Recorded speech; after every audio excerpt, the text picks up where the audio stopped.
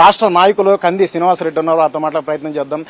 Sir చెప్పండి sir, ఇప్పటికే కాంగ్రెస్ పార్టీలోకి పెద్ద ఎత్తున అయితే వివిధ పార్టీల నుంచి నాయకులందరూ కూడా తరలి వస్తున్నారు. ఒకవైపు కర్ణాటక ఎన్నికలు కావచ్చు, భారత్ జోడో యాత్ర ఒక ఫలితం కావచ్చు, ఈ నేపథ్యంలో కూడా ఒక ఫోకస్ అంతా కూడా కాంగ్రెస్ పార్టీపై షిఫ్ట్ అయిపోయింది. ఈ నేపథ్యంలో ఒకవైపు ఇంత గతంలో చూసుకున్నట్లయితే కాంగ్రెస్ గురించి ఒక్క మాట మాట్లాడిన కేసీఆర్ ఈ రోజు ప్రతిరోజు కూడా ఏదో ఒక మాటతో విమర్శిస్తూనే కాంగ్రెస్ పార్టీపై ఫోకస్ పెట్టారు. సో ఈ మొత్తంగా భయం పట్టుకుందనుకోవచ్చా? మొత్తానికి అసలు ఏమనుకోవచ్చు సార్? ఒక్కసారిగా తెలంగాణ 2014లో తెలంగాణని ఇచ్చింది కాంగ్రెస్ పార్టీ, తెచ్చింది కాంగ్రెస్ పార్టీ. కాంగ్రెస్ పార్టీకి ఒక్కసారి అవకాశం ఇవ్వాలా? 10 సంవత్సరాలు బీఆర్ఎస్ పాలనని చూసినాం, కేసీఆర్ పాలనని చూసినాం.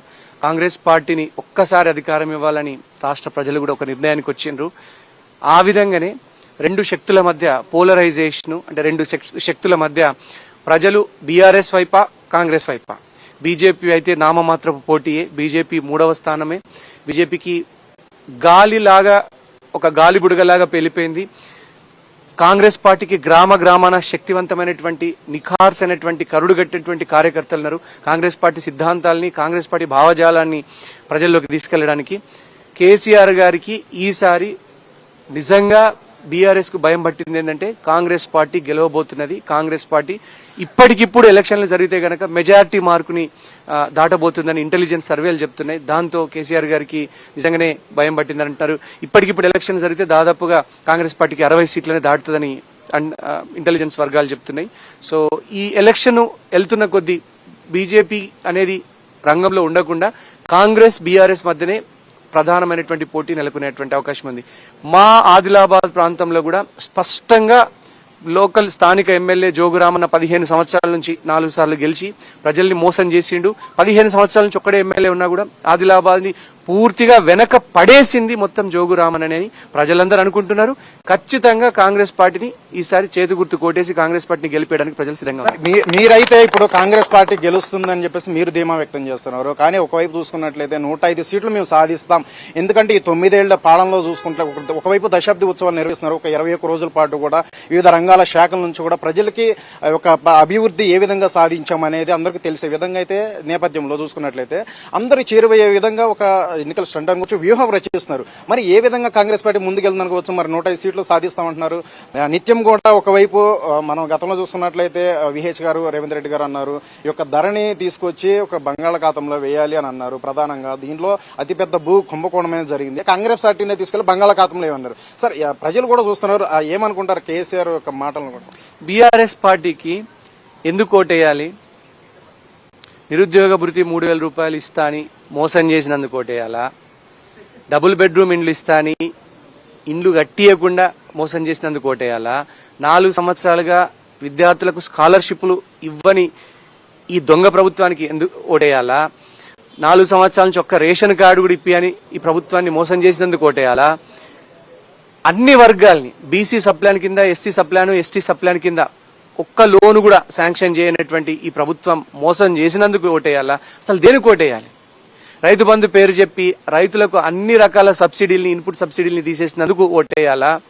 కౌలు రైతులకు ₹1 సహాయం చేయనందుకు ఓటేయాలా? బీఆర్ఎస్ పార్టీ పీకల్లోతో అవినీతిలో గురికిపోయింది. ప్రజలకు ఏం మేలు చేసే పరిస్థితుల్లో లేదు. కాంగ్రెస్ పార్టీ మాత్రమే. నేను ఇప్పుడు ఓపెన్ గా ఛాలెంజ్ చేస్తున్నా, రాష్ట్రం మొత్తంలో టీఆర్ఎస్ ఇండ్లు కట్టించిన వాళ్ళందరూ, బీఆర్ఎస్ ఇండ్లు కట్టించిన వాళ్ళందరూ బీఆర్ఎస్ వేయండి. మా ఇందిరమ్మ ఇల్లు కట్టి తీసుకున్న వాళ్ళు, ఇందిరమ్మ ఇల్లు కాంగ్రెస్ పార్టీ కట్టించుకున్న వాళ్ళందరూ కూడా కాంగ్రెస్ పార్టీకి వేయండి. ఓపెన్ గా నేనే చెప్తున్నా, టీఆర్ఎస్ నుంచి ఇల్లేస్తే మీరు టీఆర్ఎస్ వేయండి, కాంగ్రెస్ నుంచి ఇల్లేస్తే కాంగ్రెస్ వేయండి. మా ఏ విద్యార్థులైతే, ఏ కుటుంబాలకైతే ఫీజు రియంబర్స్మెంట్ దక్కిందో, విద్యార్థులకు స్కాలర్షిప్లు దక్కినాయో, స్కాలర్షిప్లు వచ్చిన వాళ్ళందరూ కాంగ్రెస్ వేయండి. గతంలో ఫీజు రియంబర్స్మెంట్ తీసుకున్న వాళ్ళందరూ, ఈ టైంలో స్కాలర్షిప్లు వచ్చిన వాళ్ళందరూ టీఆర్ఎస్ వేయండి. రేషన్ కార్డులు కాంగ్రెస్ పార్టీ ఇచ్చిన వాళ్ళందరూ కాంగ్రెస్ పార్టీకి వేయండి. రేషన్ కార్డులు టీఆర్ఎస్ ప్రభుత్వంలో హాయంలో వచ్చిన వాళ్ళందరూ టీఆర్ఎస్ వేయండి. ఇంతకంటే స్పష్టంగా ఎవరు చెప్తారు? నేనేమి మతం కార్డు వాడతలేను, కులం కార్డు వాడతలేను, నేను అభివృద్ధి కార్డే వాడుతున్నాను. నేను చెప్పేదాన్ని పచ్చి నిజాలండి. ఆరోగ్యశ్రీ కింద ఉచితంగా ఆపరేషన్లు చేసుకున్న వాళ్ళందరూ కాంగ్రెస్ పార్టీకి వేయండి. ఆరోగ్యశ్రీని చంపేసిన ఎంతమందికి టీఆర్ఎస్ ఉచిత వైద్యం అందించిందో వాళ్ళందరూ టీఆర్ఎస్ పార్టీకి వేయండి. ఒక్కటండి, టీఆర్ఎస్ చెప్పేటి అన్ని మాయమాటలు. అసలు ప్రభుత్వం పనిచేసే మూడ్లనే లేదు. బ్యూరోక్రాట్లు ఎవరు పనిచేయట్లేదు. ప్రతి దానికి సీఎంఓ ఆఫీస్ నుంచే పర్మిషన్ రావాలంటే గనక రేషన్ కార్డు కూడా సీఎంఓ ఆఫీస్ నుంచి పర్మిషన్ అండి. పూర్వకాలంలో రేషన్ కార్డు ఎట్లా ఇచ్చేవాళ్ళండి? ఒక సర్పంచ్ ఒక ఎంపీటీసీ రికమెండేషన్ చేస్తే రేషన్ కార్డు వచ్చేది. అట్లాంటిది ఇప్పుడు ఐఏఎస్లు ఐపీఎస్లు. ఇంకోటి చెప్తున్నా, మా ఎమ్మెల్యే జోగురామన్ అని రేషన్ కార్డు కూడా ఇప్పియలేనటువంటి చవట దద్దమ్మ సన్నాసి, ఇంతకంటే నీకంటే చెప్రాసి అటెండర్ ఆఫీసులలో పనిచేసే అటెండర్ చెప్రాసి కూడా అంత ఎక్కువ పవర్ఫుల్, అంత శక్తివంతుడు అంటున్నారు. జోగురామన్ నేను చెప్తున్నా, జోగురామన్న పరిస్థితే కాదు, ఆదిలాబాద్ లో మాత్రం ఈసారి 15 సంవత్సరాలుగా జోగురామన్న బేతాళ మాంత్రికుని రాక్షస పాలనని ఖచ్చితంగా 10 కిలోమీటర్ల లోపల బొందబెట్టడానికి ఈ వచ్చినటువంటి నాయకులందరూ వీళ్ళంతా బీఆర్ఎస్ నుంచి బీజేపీ నుంచి అనేక రకాలైనటువంటి మండల స్థాయి నాయకులు, దళిత నాయకులు, బీసీ సంఘం నాయకులు, ఎస్సీ సంఘం నాయకులు, పర్దాన్ సమాజ్, ఆదివాసీ గోండ్ సమాజ నాయకులు, ఆ తర్వాత అన్ని సామాజిక వర్గాలు కాంగ్రెస్ పార్టీతో అనుబంధం అవుతున్నాయి. కాంగ్రెస్ ఇదొక్కడే చెప్తోందండి, కాంగ్రెస్ పార్టీకి గ్రౌండ్ లో కాంగ్రెస్ పార్టీ ఉంది, ప్రచారం గాలిలో టీఆర్ఎస్ పార్టీ ఉంది. మేము భూమి మీద ఉన్నాం, టీఆర్ఎస్ పార్టీ నేల విడిచి సాము చేస్తుంది గాలి. ప్రధానంగా కాంగ్రెస్ పార్టీలోకి ఇలాంటి భారీ చేరికల నేపథ్యంలో కాంగ్రెస్ పార్టీ మరింత బలంగా అవుతుంది, నెక్స్ట్ ఎలక్షన్ లో పక్కగా అధికారంలో వస్తుంది అని అనుకోవచ్చు. ఖచ్చితంగా అండి.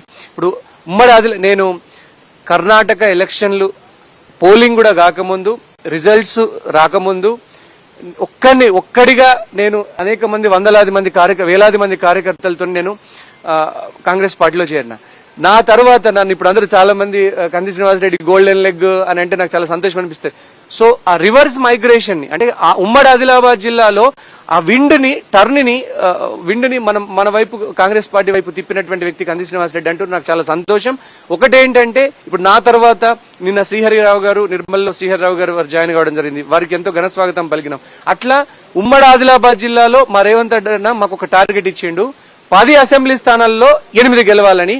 ఖచ్చితంగా 8 గెలుస్తున్నాం. దేవుడి ఆశీర్వాదం ఉంటే ఒకటి ఎక్కువనే గెలిచి చూపిస్తాము, 9 గెలిచి చూపిస్తామని నా ప్రగాఢమైనటువంటి విశ్వాసం. ఒక్కటండి, కాంగ్రెస్ పార్టీ మాత్రమే గరీబోళ్ల పార్టీ, పేదోళ్ల పార్టీ. మధ్యతరగతి ప్రజలందరూ కూడా గరీబోళ్లు పేదోళ్లకు లోన్లు రాక, సంక్షేమ ఫలితాలు అందక వాళ్ళు తీవ్ర నిరాశ నిస్పృహలలో ఉన్నారు. నేను గరీబోళ్లకు పేదోళ్లకి అందరికి, నేను మధ్యతరగతి ప్రజలకు అందరికి చెప్పేది ఒకటే, నిరాశ పడకండి. మంచి రోజులు వస్తున్నాయి, మంచి రోజులు ముందున్నాయి. ఎవరు రైతన్నలు గాని, బీసీ ఎస్సీ ఎస్టీ సామాజిక వర్గం నుంచి ఎవరైనా గానీ, కౌలు తీసుకున్నటువంటి రైతులు గాని ఎవరు కూడా ఆత్మహత్యలు లాంటి వాటికి పాల్పడద్దు. ఖచ్చితంగా కాంగ్రెస్ పార్టీ వస్తుంది. 4,000 రూపాయల నిరుద్యోగ భృతి ఇస్తుంది ప్రతి నెల. అనేక రకాలైనటువంటి 500 రూపాయలకి సిలిండర్ ఇస్తుంది. అవ్వాతాతలకు పింఛను కలిపి 5,000 రూపాయల ప్రతి ఇంటికి పింఛన్ ఇస్తుంది అవ్వాతాతలకు కలిపి. ఆ తర్వాత 5 లక్షల రూపాయలు మీకు ఇల్లు కట్టుకోవడానికి ఇస్తుంది. కాంగ్రెస్ పార్టీ ఫీజు రియంబర్స్మెంట్లు చేస్తుంది. ప్రతి విషయంలో 2 లక్షల రూపాయల రైతు రుణమాఫీ మీకు కాంగ్రెస్ పార్టీ చేస్తుంది. ఆ తర్వాత ఎకరానికి 15,000 రూపాయల రైతు బంధు ఇస్తుంది. కౌలు రైతులకు కూడా రైతు బంధుని అమలు పరుస్తామని కాంగ్రెస్ పార్టీ స్పష్టంగా మా రైతు డిక్లరేషన్, యూత్ డిక్లరేషన్ లా పెట్టడం జరిగింది. కాంగ్రెస్ పార్టీ చెప్తే చేస్తుంది. కాంగ్రెస్ పార్టీ మాత్రమే గరీబోళ్ల పార్టీ, పేదల పార్టీ. అలాగే మధ్యతరగతి ప్రజలు కూడా మీరు ఒక్కసారి గుర్తు తెచ్చుకోండి. మధ్యతరగతి ప్రజలారా, ఈ 10 ఏళ్లల్లా మీ జీవితం ఎట్లయింది? నెలకు 5,000, 6,000, 10,000 రూపాయలు సంపాదించేటువంటి మీ జీవితాలలో మీ సంపాదన అలాగే ఉంది, కానీ ఖర్చులు ఎట్లా పెరిగినాయి? 500 రూపాయల సిలిండర్ 1,250 రూపాయలైంది. చక్కెర ధర, నూనె ధర, బియ్యం ధర, గోధుమల ధర, మంచి నూనె ధర, చాయ్ పత్తా, టీ పొడి ధర కూడా పెరిగింది. మధ్యతరగతి ప్రజలారా ఆలోచించండి. డీజిల్ ధర, పెట్రోల్ ధర కాంగ్రెస్ పార్టీ ఉన్నప్పుడు ఎట్లుండే, ధరలు ఎట్లుండే అదుపులో, ఈ 10 సంవత్సరాల టీఆర్ఎస్ పాలన, బీఆర్ఎస్ పాలనలో, బీజేపీ పాలనలో ఎట్లా ధరలు రెక్కలు కట్టుకొని పెంచినాయో మీరు ఒక్కసారి ఆలోచన చేసుకోండి. మధ్యతరగతి ప్రజలు, పేద ప్రజలు, గరీబోళ్లు, అన్ని సామాజిక వర్గాల ప్రజలు కాంగ్రెస్ పార్టీతో అండగా ఉన్నారు. కాంగ్రెస్ పార్టీని ఉమ్మడి ఆదిలాబాద్ జిల్లాలో, మా ఆదిలాబాద్ అసెంబ్లీ నియోజకవర్గంలో జోగురామన్న మీద 40,000 మెజార్టీతో మేము గెలవబోతున్నాం ఆదిలాబాద్ అసెంబ్లీ నియోజకవర్గంలో. Thank you sir. రైట్, చూసాం కదా ఇప్పటికే ఒక ఆదిలాబాద్ నుండి అయితే భారీ చేరికలు అయితే ఈ రోజు అయితే రేవంత్ రెడ్డి ఒక సమక్షంలో, అలాగే రాష్ట్ర నాయకులు కాంగ్రెస్ రాష్ట్ర నాయకులు కంది శ్రీనివాసరెడ్డి యొక్క సమక్షం ఆదివారంలో అయితే జాయిన్ అవుతున్నారు. అయితే ఇప్పటికే చూసుకున్నట్లయితే ఇప్పటి వరకు 9 ఏళ్ల పాలనలో కూడా బీఆర్ఎస్ పార్టీ చేసింది కూడా ఏమీ లేదు. ప్రజలకి ఒక పేదల పార్టీ, అలాగే పేదలను ఆదుకున్న పార్టీ అంటే గతం నుండి చూసుకుంటే కూడా ఎప్పటికైనా సరే కాంగ్రెస్ పార్టీ ముందంజ ఉంటుందని కూడా ఒక ఆశాభావం అయితే వ్యక్తం చేస్తున్నారు. అయితే ఈ నేపథ్యంలో చూసుకున్నట్లయితే ఎట్టి పరిస్థితుల్లో కూడా రాబోయేది ఒక 105కి 105 సీట్లు సంపాదిస్తాం, హ్యాట్రిక్ కొడతామని వీళ్ళు ఒక ప్రగల్భాలు చెప్తున్నారే కానీ తెలంగాణ ప్రజలు మాత్రం మొత్తానికి ఒక కాంగ్రెస్ వైపు అధికారంలో తీసుకొస్తారు. అలాగే బీఆర్ఎస్ పార్టీకి అలా కేసీఆర్ కి తగిన బుద్ధి చెప్తారంటూ కూడా ధీమా వ్యక్తం చేస్తున్నారు. అయితే మొత్తంగా చూడాలి మరి ఈ అసలే చేరికల నేపథ్యంలో భారీ చేరికలో నిన్న కూడా చూసుకున్నట్లయితే నిర్మల్ జిల్లా నుండి ఒక ప్రముఖ నేత బీఆర్ఎస్ నేత అయినటువంటి శ్రీహర్రావు కూడా ఇక్కడ నిన్నైతే రేవంత్ రెడ్డి ఒక సమక్షంలో అయితే కాంగ్రెస్ పార్టీలోకి జాయిన్ అయ్యారు.